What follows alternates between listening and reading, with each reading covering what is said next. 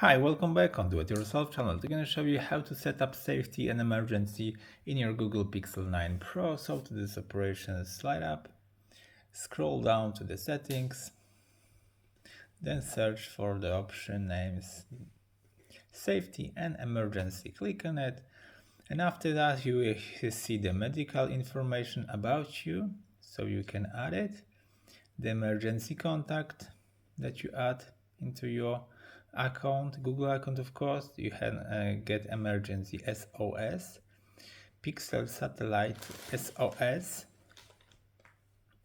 Try demo. Let's see the demo. We need to connect to satellite anyway.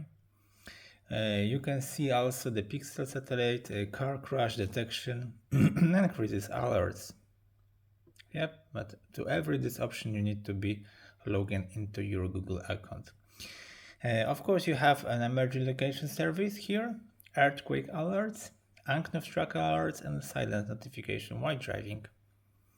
So it's all about the safety and emergency in this phone. So I hope the video is helpful for you. If yes, you can leave like, leave comment, and leave subscribe, and see you by next video. Hey.